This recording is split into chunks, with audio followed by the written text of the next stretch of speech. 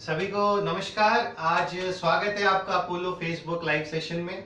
आज हम बात करेंगे वर्ल्ड ट्यूमर डे के बारे में, ब्रेन ट्यूमर डे के बारे में। और इसके लिए हमें इंफॉर्मेशन देने के लिए हमारे सीनियर सर्जन्स, हमारे न्यूरो सर्जन्स यहाँ पे मौजूद हैं, डॉक्टर सुनील शर्मा सर और डॉक्टर राजकुमार सर। आप दोनों का बहुत बहुत स्वागत है सर।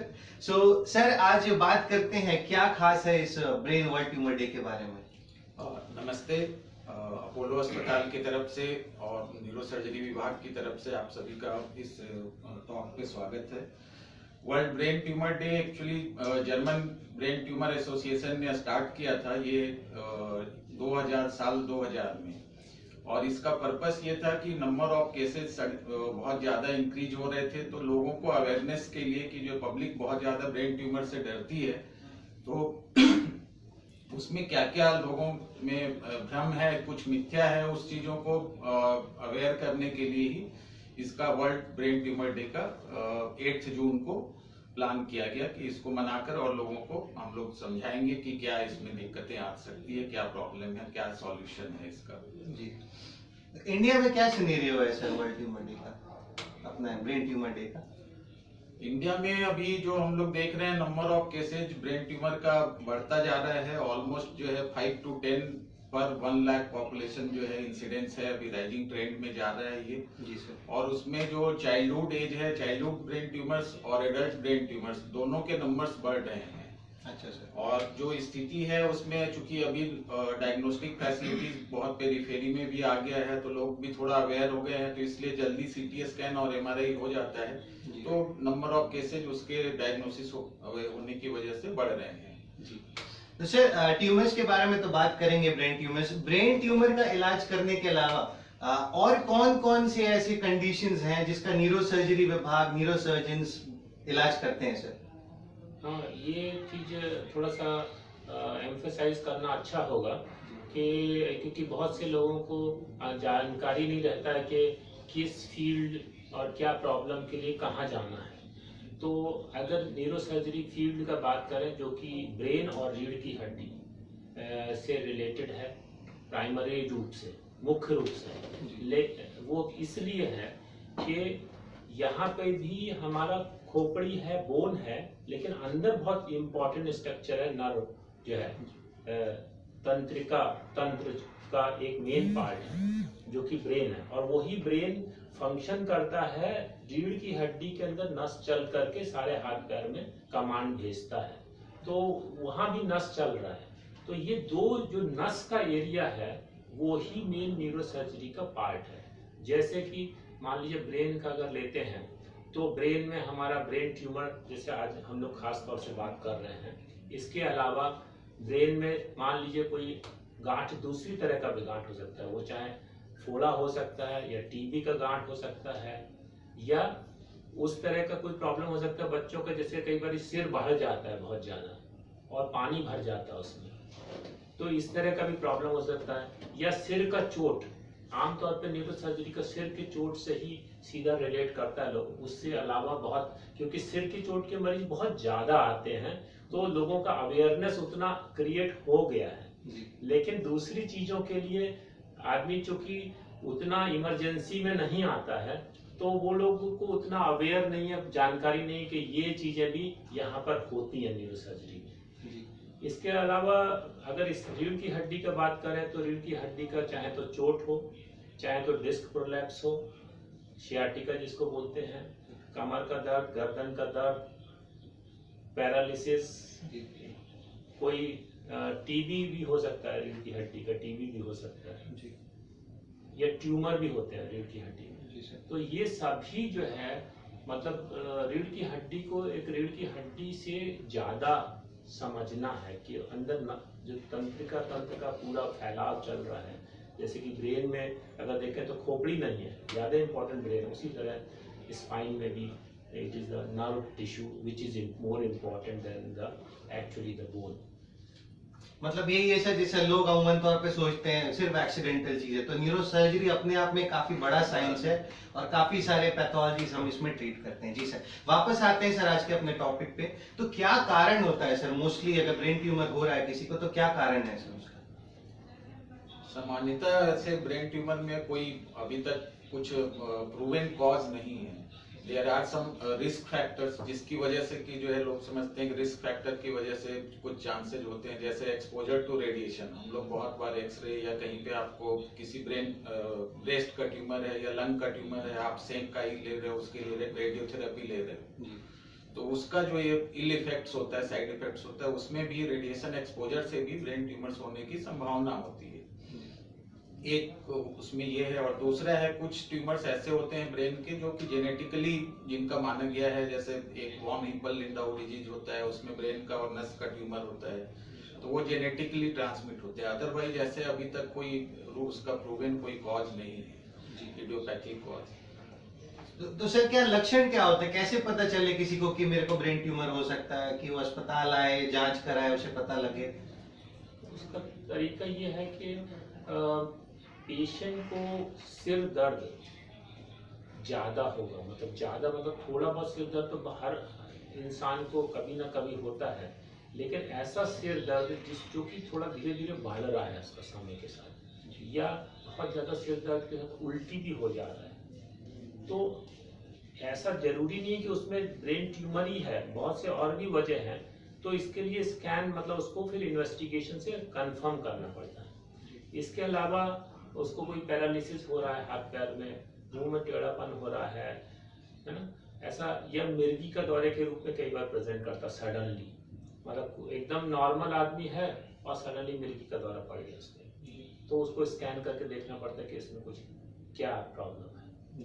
यूजुअली जो ब्रेन ट्यूमर्स हैं, मतलब उनके प्रेजेंटेशन उसके ट्यूमर के साइज और लोकेशन पे भी डिपेंड करता है कि अगर आपको कहाँ पे ट्यूमर है। जैसे मान लो कि आपको जो ब्रेन का बोलने वाला एरिया है, तो कभी कभी पेशेंट आता है बोलने में दिक्कत हो रही है, हमारी आवाज में दिक्कत आ रहा है, या कभी चक्कर आ रहा है, तो अगर ब्रेन के पोस्टीरियर पार्ट में सेरेबेलर एरिया में हो तो वहाँ पे उसको चलने में दिक्कत हो सकता है, बैलेंस करने में दिक्कत हो सकता है। तो डिपेंडिंग अपॉन कि क्या लोकेशन है ट्यूमर का और क्या साइज है, उसके हिसाब से, अगर जैसे सर बता रहे हैं कि जो है अगर वो बड़ा है ट्यूमर और तो उसकी वजह से, प्रेशर की वजह से सर दर्द और उल्टी इसकी वजह से प्रेजेंट कर सकता है। कभी कभी जो ब्रेन के अंदर में ट्यूमर होता है, उसमें ब्रेन के अंदर में जो नर्व्स होते हैं उससे भी ट्यूमर निकलता है, सुनने वाली नसें जाती है या चेहरे वाली नस जाती है, उससे सुनने का दिक्कत हो सकता है। या अंदर ब्रेन के अंदर एक पिट्यूटरी ग्लैंड होता है, तो उसके ट्यूमर्स में जो है मरीज को कंप्लेन होगा थोड़ा साइड से देखने में दिक्कत हो रही है, मुझे विजुअल ब्लरिंग हो रहा है, देखने का प्रॉब्लम हो रहा है। या फीमेल पेशेंट्स होती हैं तो उनका समथिंग, मतलब coming out from the breast discharge हो सकता है, जिसको हम लोग गैलेक्टोरिया बोलते हैं।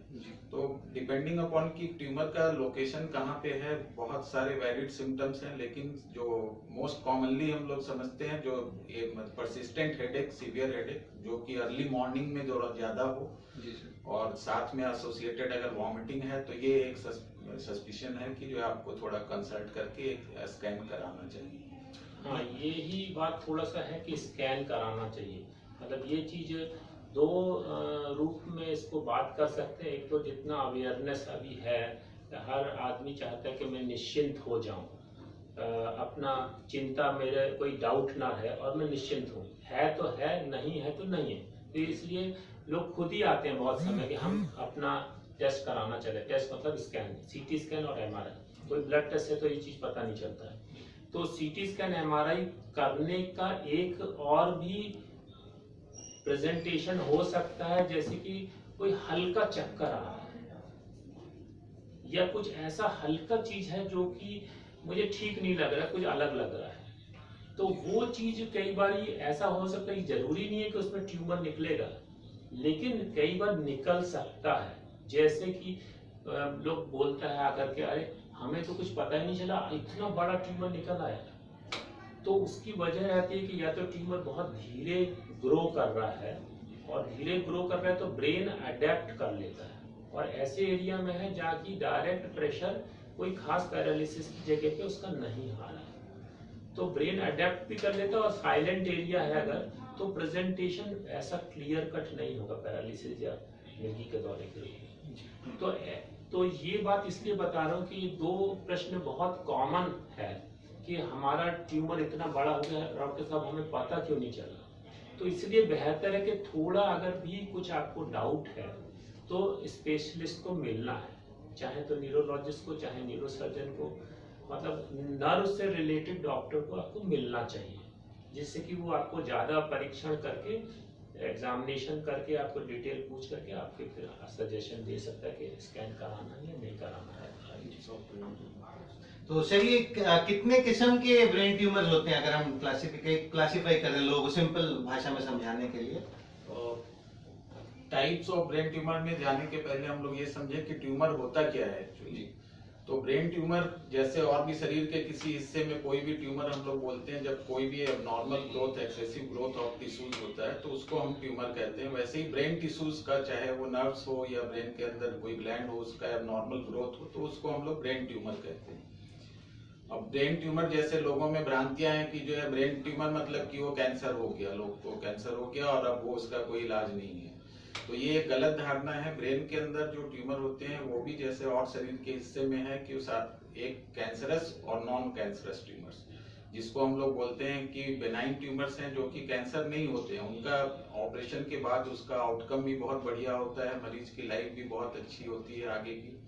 और दूसरा होता है कैंसरस ट्यूमर्स होते हैं, और उसी को अगर हम लोग दूसरे तरीके से डिवाइड करें तो एक होता है प्राइमरी ब्रेन ट्यूमर और दूसरा होता है मेटास्टैटिक, जिसको हम लोग कहते हैं प्राइमरी, जो कि ब्रेन से ही जिसका ओरिजिन हो रहा है। और मेटास्टैटिक ट्यूमर जो शरीर के किसी अन्य हिस्से में कोई कैंसर है, ब्रेस्ट में या लंग में या किडनी में, और वहां से फैल के अगर वो ब्रेन में जा रहा है तो उसको हम मेटास्टैटिक कैंसर बोलते हैं। तो ये एक मोटा जो ग्रॉस हम लोग बोलते हैं क्लासिफिकेशन है। अदरवाइज जब WHO वर्ल्ड हेल्थ ऑर्गेनाइजेशन ने भी उसको ट्यूमर्स को क्लासिफाई किया है, जो कि बहुत वास्ट क्लासिफिकेशन है जी।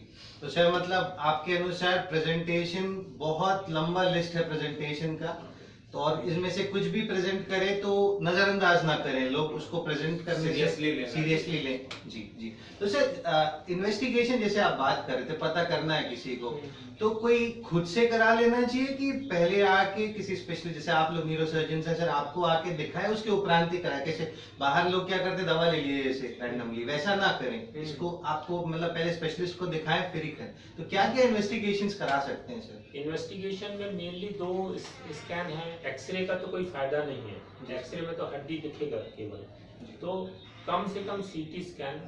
लेकिन कुछ केसेस में सीटी स्कैन में भी एक शैडो टाइप का दिखेगा, डाउट होगा, या एक है ट्यूमर तो उसका और डिटेल अगर देखना है तो MRI, वो भी रंगीन MRI, तो ये बहुत जरूरी है। कम से कम MRI, रंगीन MRI। CT scan plus minus है, क्योंकि सीटी स्कैन का कॉस्ट कम है, तो as a to exclude it, मतलब उसको है भी कि नहीं है तो कर सकते हैं as a primary modality.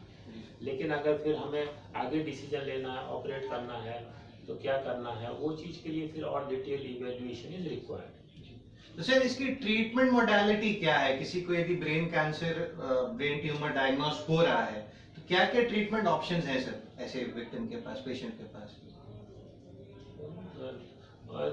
Treatment option से अगर बात करें तो सर्जरी मेन ट्रीटमेंट ऑप्शन है। मेन स्टे अगर कहेंगे तो surgical treatment, operation is the main stay. क्योंकि इसका वजह यह है कि जैसे और पार्ट में ट्यूमर होता है या कैंसर होता है तो वहाँ पर कीमोथेरेपी और रेडियोथेरेपी का ज़्यादा रोल है। स्पेशली कीमोथेरेपी का अगर बात करें तो ये डिस्टिंक्टिव है as compare to other tumour, क्योंकि वो कीमो सेंसिटिव ब्रेन ट्यूमर थोड़ा कम होते हैं, और होते हैं तो then they do not that much respond as the other tumour जो कीमो सेंसिटिव है। रेडिएशन का रोल है उन केसेस में रोल है जहाँ पर कि हमारा ट्यूमर फैला, जड़ें फैली हुई हैं उसके अंदर, या ऐसे लोकेशन में है जहाँ पे कि हमें पेशेंट की सेफ्टी के लिए कुछ पार्ट छोड़ देना है, उसको खतरा भी नहीं हो रहा है पैरालिसिस वगैरह, और साथ में उसको जान का भी खतरा नहीं है, और हम उसको फर्दर दबा सकते हैं जी। लेकिन सर्जरी मेन है, operation is the first and the foremost treatment of choice. तो सर यदि ऐसे कोई पेशेंट हमारे पास आते हैं अपोलो में, ऐसे आप लोग के पास आते हैं, डायग्नोस होता है, तो उसका क्या ट्रीटमेंट कोर्स क्या रहेगा हॉस्पिटल में? मतलब क्या क्या चीज वो एक्सपेक्ट करके आए आपके पास यदि उसे ऑपरेशन लगना है? अगर वो ओपीडी में आता है हमारे पास तो इसका मतलब है कि वो पेशेंट कुछ हो सकता है कि अर्ली स्टेज में उसने सिम्टम्स को आइडेंटिफाई किया तो वो ओपीडी में आता है। बहुत दफा एक साइड पैरालिसिस लेके आते हैं वैसे पेशेंट्स इमरजेंसीज में, तो उनका जो है ट्यूमर का साइज बहुत बड़ा हम लोग जब जांच आगे करते हैं तो उसमें दिखता है। तो ऐसी स्थिति में ऐसे पेशेंट्स को सोच के आना चाहिए कि हमारा सीटी स्कैन होगा, फिर आगे एमआरआई का टेस्ट होगा, कॉन्ट्रास्ट एमआरआई हम लोग एक इंजेक्शन लगा के करते हैं, फिर उसमें एंजियोग्राफी वेनोग्राम भी करना पड़ता है कभी कभी देखने के लिए कि वो ट्यूमर में कितना खून की नसें चल रही हैं उस चीज के लिए, क्योंकि हमें सर्जरी अगर करना है तो उसके अकॉर्डिंगली हमको प्लान भी करना पड़ेगा कि हम क्या क्या सेफ्टी मेजर्स लेके चलना है। तो उनको ये मान के चलना पड़ेगा कि जो एम ऑफ ट्रीटमेंट है पहला है कि डायग्नोसिस उस ट्यूमर का क्या है, वो बेनाइन ट्यूमर है या मेटास्टैटिक या कोई कैंसरस ट्यूमर है। तो उसमें ऑप्शन सिर्फ हमारे पास में पहला ऑप्शन सर्जरी ही रहेगा, जो कि हम लोग थ्रू माइक्रोस्कोपिक ट्यूमर सर्जरी करते हैं। और उसमें फिर उस ट्यूमर का जो एम रहता है पहला, या तो हम बायोप्सी लेंगे अगर डिपेंडिंग अपॉन की क्या लोकेशन पे है, या फिर हम डिकम्प्रेशन करेंगे ट्यूमर का अगर वो बहुत पूरा कंप्लीट एक्सीजन के लायक नहीं है, और या फिर जो अगर वो बेनाइन और ऐसे लोकेशन पे है जहां हम कंप्लीट एक्सीजन कर सकते हैं तो उसका एम होता है कि कंप्लीट उसको हमको डिकम्प्रेस करके एक्सरसाइज करना है ट्यूमर को, जिससे कि जो है आगे उसका जो सर्वाइवल क्वालिटी ऑफ लाइफ हो वो बेटर रहे। तो ये एम लेके आना चाहिए कि हम जा रहे हैं तो हमें इलाज कराना है। बायोप्सी अगर रिपोर्ट आती है तो उसके अकॉर्डिंगली आगे फिर हमें रेडियोथेरेपी लेना है या फिर कीमोथेरेपी हो। बेनाइन ट्यूमर है तो फिर आगे कुछ नहीं करना है, फिर आप हेल्दी हो आगे फ्यूचर लाइफ के लिए। अगर उसमें मैलिग्नेंसी आ गई, कैंसरस ट्यूमर निकल रहा है, तो उसमें फिर हमें रेडियोथेरेपी या फिर कीमोथेरेपी की ओर जाना पड़ेगा। तो सर फॉलो अप सजेशंस क्या देंगे? जैसे कोई विक्टिम आया, पेशेंट आया, हमने उसकी सर्जरी की, सर्जरी वेंट वेल, तो अब फॉलो अप के लिए कुछ सजेशंस जो आमतौर पे 2-3 दिन में भी पेशेंट छुट्टी हो सकता है। अगर वो ऑपरेशन के बाद सब कुछ ठीक है तो हम लोग 2-3 दिन में भी छुट्टी कर सकते हैं और करते भी हैं। उसका रीज़न ये है कि हम कॉस्ट सेव कर सकते हैं हॉस्पिटलाइजेशन का। और दूसरा चीज़ भी try to avoid the risk of infection of hospital acquired.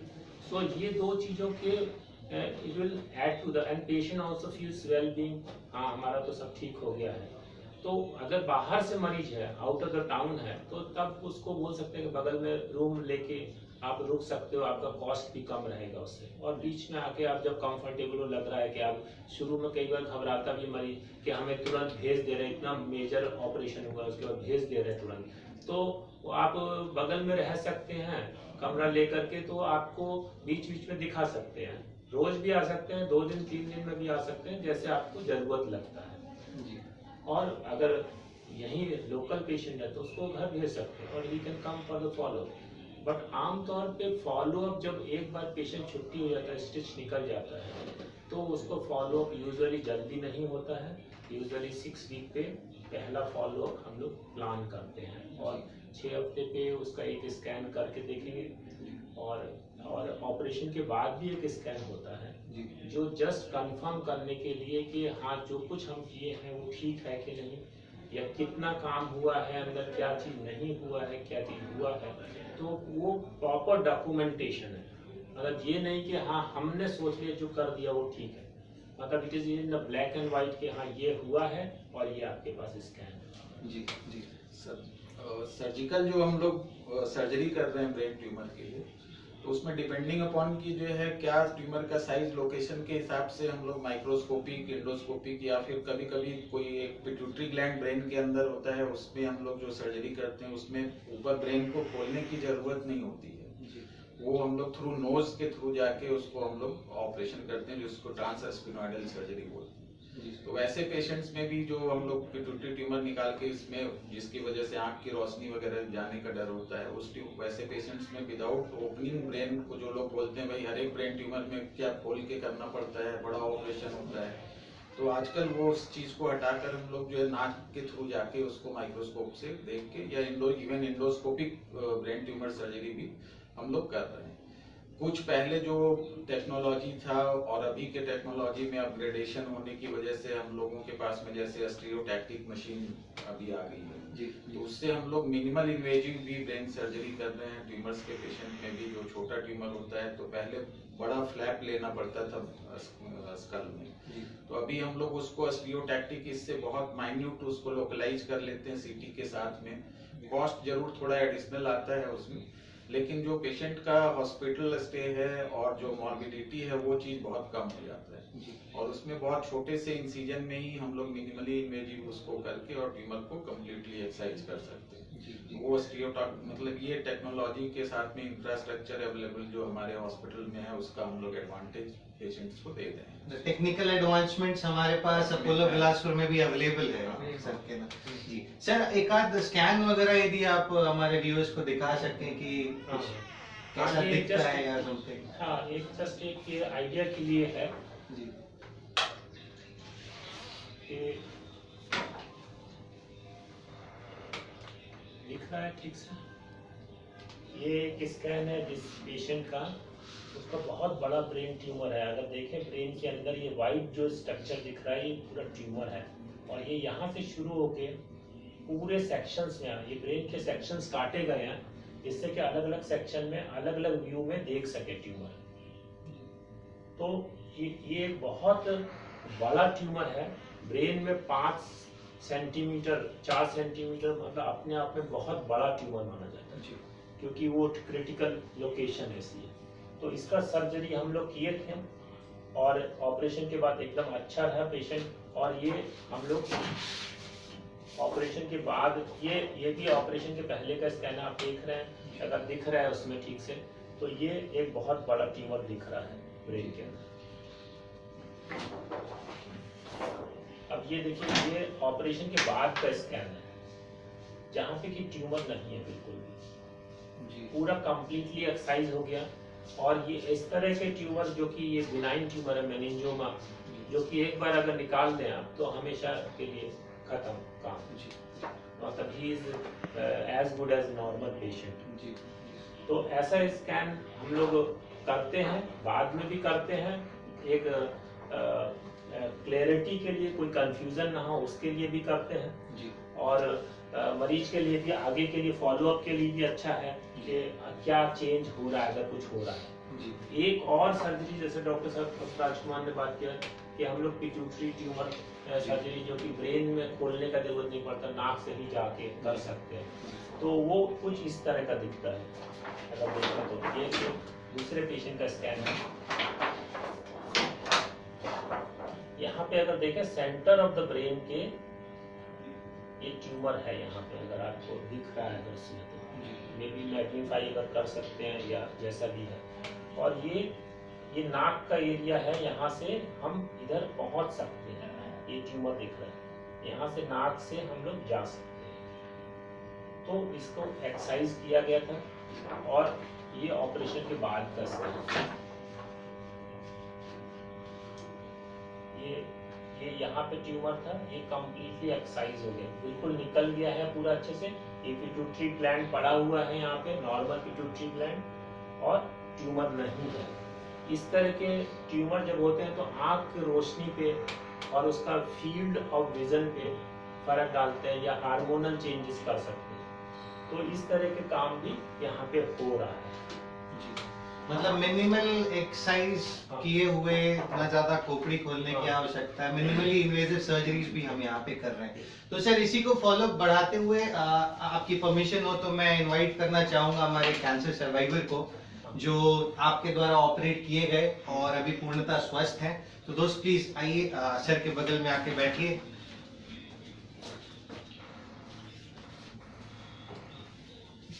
आप अपना एक्सपीरियंस शेयर करिए कि आपको आने के पहले कैसा लग रहा था, क्या तकलीफ था, यहाँ पे कितना चिंता था ऑपरेशन के पहले, और फिर कैसा लगा ऑपरेशन के बाद, फिर छुट्टी, ये सब थोड़ा थोड़ा अपना व्यक्त करिए। आने के पहले सर पैर में बल नहीं हुआ सर। अच्छा, पैरालिसिस टाइप का था, चलने में दिक्कत था? चलने में दिक्कत हुआ सर। अच्छा मैंने थोड़ा सा बल नहीं हुआ, इधर उधर हुआ पैर। अच्छा। उसके बाद फिर बड़े पिताजी हैं, उनसे मैं मुलाकात किया और बताया कि ऐसा ऐसा मेरे पास हुआ है, चल रहा था तो मैंने गिर जाऊंगा ऐसा लगा। तो फिर वो बात की, यहाँ बुआ बेटा रहते हैं सर अंकित सिंह चंदेल, अच्छा डॉक्टर अंकित सिंह चंदेल, उनसे फिर बात की, ऐसा ऐसा है जगह की। वो फिर बताया कि मामा जी कि वो नीरो वाला दिक्कत हो सकता है करके, और मैंने MRI CT स्कैन यही हो जाए तो अच्छा है, और लेट नहीं करके जल्दी करवा लीजिए करके सजेशन दिए वो हुआ बेटा। फिर उसी दिन आ गए सर हम लोग, अच्छा और उसी दिन MRI करवाए, और उस दिन संडे पड़ रहा था सर। अच्छा। फिर उसके बाद सर हम लोग उस दिन चले गए, संडे था सर, आप रेस्ट थे, और हम लोग फिर आए। ओपीडी क्लोज रहता सर? हाँ जी सर, OPD क्लोज था, और मंडे को भी नहीं आए हमारे, और ट्यूसडे को आए सर, मंगलवार को फिर आपसे मुलाकात हुआ। आप फिर बताए MRI रिपोर्ट देख के कैसा ऐसा है करके। उसके बाद सर प्लानिंग हुआ कि मैंने ऑपरेशन करना पड़ेगा, और ऑपरेशन होना है, मैंने कुछ दिख रहा है सर के। उसके बाद सर फिर हम यहाँ जाके फिर अपना परिवार को आके में बैठ के एक साथ फिर प्लान जमाए सर कि वहाँ ऐसे ऐसे बताए हैं डॉक्टर साहब, और करवाना है ऑपरेशन करके। फिर वहाँ से फिर एक दिन के बाद सर गुरुवार को आए, और गुरुवार को यहाँ वो मैंने ये हुआ सर मेरा, मैंने ब्लड टेस्ट वगैरह, ब्लड टेस्ट है, MRI टेस्ट, जो भी टेस्ट है सर, और उसी दिन मैं भर्ती हुआ, और फिर शुक्रवार को मेरा ऑपरेशन हुआ सर। और ऑपरेशन के पहले जो भी दिक्कत था सर, ये पैर का थोड़ा हल्का हल्का आँख में वो झुंझुनाहट माने सितारा जैसे दिखना, कि वो हल्का सा रात में एक हाथ पर उल्टी हुआ था, थोड़ा सा गर्म शरीर। उसके बाद वो सब नहीं हुआ है सर, अभी सब बढ़िया है, मैं भी स्वस्थ हूँ। थोड़ा सा सर दिक्कत ये यहाँ पर अभी मेरे को महसूस होता है सर, टॉप एरिया में। टॉप एरिया में थोड़ा सा अलग लगेगा क्योंकि वहाँ पे काट-पीट हो रहा है। हाँ जी सर, नहीं हाँ सर, वो बताए थे सर, हाँ। तो वहीं पर महसूस होता है सर यहाँ पर। और वो मैंने लेफ्ट राइट और ये पीछे छोड़ के ऐसे आगे झुकी हुई, ऐसा लगता है सर कि कुछ वजन है करके लगता है सर। तो पर लेकिन आप अपना काम नॉर्मल रूप से कर पा रहे हैं सारा काम? हाँ, अभी तो नॉर्मल। आप क्या काम करते हैं? अभी सर मैं वो प्राइवेट सेक्टर में हूँ सर, चापा में जाता हूँ। और ट्यूमर की रिपोर्ट आने के बाद फिर आपको रेडियोथेरेपी और कीमोथेरेपी दोनों इसी अस्पताल में एक जी साथ सर, मिल गई आपको? जी सर, ऑपरेशन होने के बाद मैं फिर से आया, मैं मिला आपके पास बायोप्सी की रिपोर्ट लेने, बायोप्सी की रिपोर्ट लेने, और उसके बाद सर उधर भेजे, तो उधर मैं गया सर रेडियोथेरेपी के लिए। वो 27 अप्रैल से चालू हुआ, 5 जून तक सर। अभी कैसा फील हो रहा है दोस्त? ये अभी तो ठीक है सर। तो जैसा आप लोगों ने देखा दोस्त, कैंसर इज कॉन्करेबल, जो हमारा ग्रुप हमेशा फोकस करता है, कैंसर इज कॉन्करेबल। कितना समय हो गया आपको अभी ये ऑपरेशन हुए? 24 जनवरी को ऑपरेशन हुआ है सर। अच्छा जी सर, अच्छा 24 जनवरी। तो आप सब बधाई के पात्र हैं सर, आप भी और आप भी मनोकामना करते हैं आप ऐसे ही स्वस्थ रहें। और बाकी हमारे व्यूअर्स से हम यही रिक्वेस्ट करते हैं कि जैसा सर लोगों ने बताया, early detection, early diagnosis, early treatment, यही की है। अगर किसी को ब्रेन ट्यूमर है तो उसके स्वस्थ होने के लिए, मिनिमल उसको उसके साइड इफेक्ट्स होने के लिए, और मौत का रेशियो बहुत ही कम करने के लिए। सो आप सबका बहुत बहुत स्वागत सर कि आप सब हमारे समक्ष आ जाए। और वर्ल्ड ब्रेन ट्यूमर डे 8 जून को जैसे हम इसको सेलिब्रेट कर रहे हैं, ताकि लोगों को ये प्रेरणा मिले कि यदि आपको भी ऐसे कोई सिम्टम्स हैं, सिर दुखना, बेवजह मिर्गी के झटके आना, सिर में चक्कर आना, दिखने में तकलीफ होना, जैसे पाँव की तकलीफ है, तो इसे नजरअंदाज ना करें। इसके विशेषज्ञ न्यूरोसर्जन्स को आके मिलें और स्वस्थ रहें। Thank you so much sir, thank you. नमस्कार सर। नमस्कार।